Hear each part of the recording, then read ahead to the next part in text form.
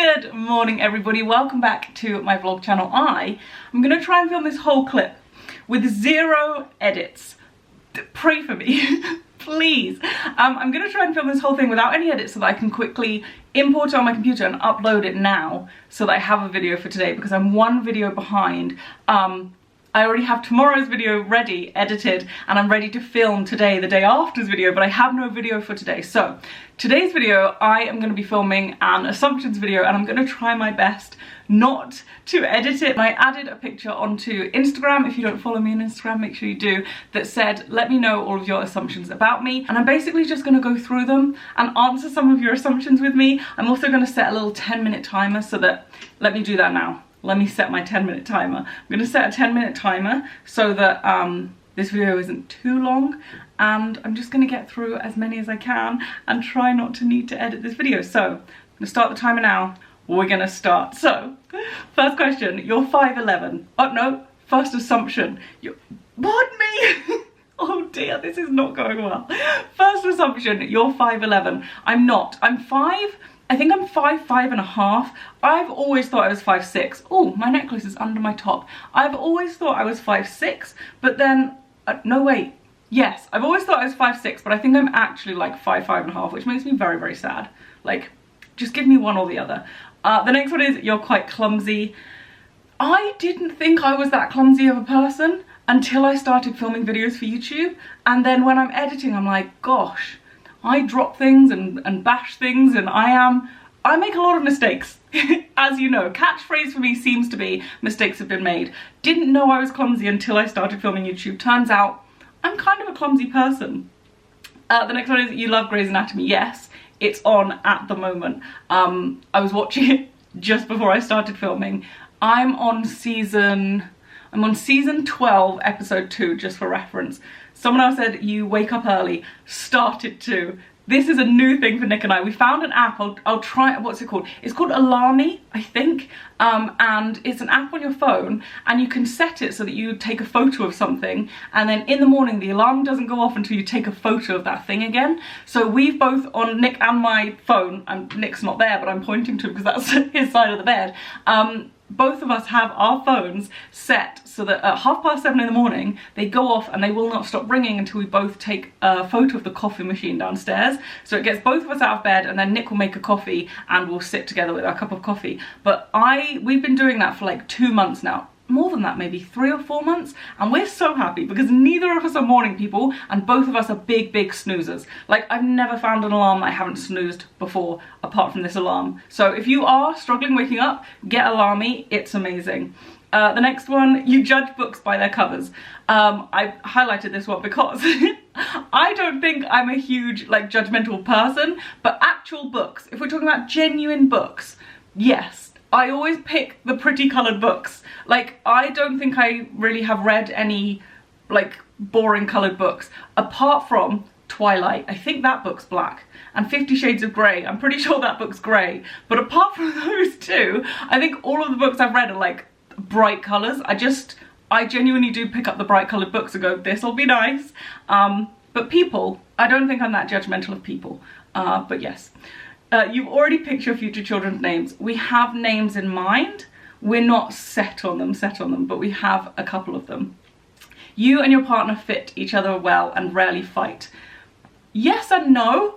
We rarely fight in a actual arguments that matter way, if that makes sense. Like, we bicker a lot, and it's normally just to do with miscommunication, and we're getting better at it because we found sort of where we go wrong in like our relationship and the discussions and arguments that we have, and so that now there's much fewer of them. But they're always little bickers. They're never actually arguments over important things. Like, we agree on pretty much everything, but we'll always argue over miscommunication. So one of us has said something, one of us has heard something different, and then it will go down this rabbit hole of arguing, and then we'll get to the end and be like, oh, I misheard it. Oh, you said that. Oh, okay then.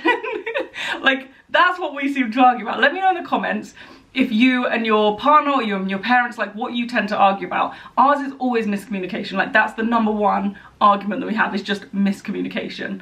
The next one, you are a people pleaser. Yes, but I'm trying to get better at that. I'm really, really trying, and I feel like I'm doing a decent job, but definitely a people pleaser. You can't pass up a dog without petting it. Untrue. I think dogs and cats are like the cutest things, but I didn't really grow up with a pet. I had a cat until I was like 2, so obviously I don't remember that. And then we had bunny rabbits, but I've never really had dogs and cats. So though I think they're adorable and though I love them, I'm not against them, I don't have that like ability to just be like, oh, this is this dog, and when it jumps up it's just being friendly. My brain goes, the dog's jumping, it's gonna bite me. Like, so I won't pet unnecessary dogs, but if I go around someone's house and they've got a dog, I'll pet the dog as long as they tell me it's okay to pet a dog. Because one time I went around a friend's house, oh my goodness, her dog was crazy and chased me around the house. Trying to bite my bum. Like, I don't know what that means. I hope that doesn't mean like I smelt or something, but that dog chased me and it was terrifying, and my friend was just laughing on the sofa because she obviously knew the dog was like harmless. I didn't. I was freaked out. So yes, I love cats and dogs, but no, I don't have to pet them every time I walk past. You would never go into a grocery store in sweatpants and without makeup. Untrue, but I feel like that's changed since doing YouTube. Before YouTube, I could not care less. And I still feel like I don't care less about the general public, but I'm always aware that people do come up to me and ask for photos. So I always feel like I need to look as acceptable as I'd be happy with in a photo, because I never want to say no to someone taking a photo. So yes and no, but also now that we have to wear masks, I'll often just not wear makeup on and put a mask on and just be like, ta-da, makeup done. Chicken is your favorite protein? No, it's lamb. You procrastinate a lot. Oh yeah, procrastination is my like top skill. When I used to like write, what's it called? Oh my gosh, I can't edit out my ums and ahs. Brain broken. When I was writing a CV, when I thought I was going to get like a normal job, my first line of my CV was good at time management. Incorrect. Absolute lie right there. Not good at time management, procrastinate a lot, but always get the job done. Ish. If someone else has set a deadline, I will not miss it because I'm a people pleaser. But if I set my own deadline, i.e. with YouTube, my job, being my own boss, then I will push it back and push it back and push it back because that's me and I procrastinate. Procrastination and being your own boss don't necessarily go hand in hand, really. You're pregnant. I am not. You have ADHD. Interesting. Potentially. I don't know. In the works of maybe, potentially, possibly getting that diagnosed. But it kind of fits perfectly to me and my entire life. Like, everything to a T. If you Google ADHD in women, there's like not a single symptom I can't check off of that list. I'm typical ADHD, but it hasn't been diagnosed, so yes and no, who knows? You would love to travel the world. Yes, 100,000 million %. Before COVID, we had so many travel plans that were just like, nope, out the window. You would never go on I'm a Celebrity. That would be my dream, to go on I'm a Celebrity. We watch I'm a Celebrity every year, and every year I have to pause it multiple times to talk to Nick about the situation I would be in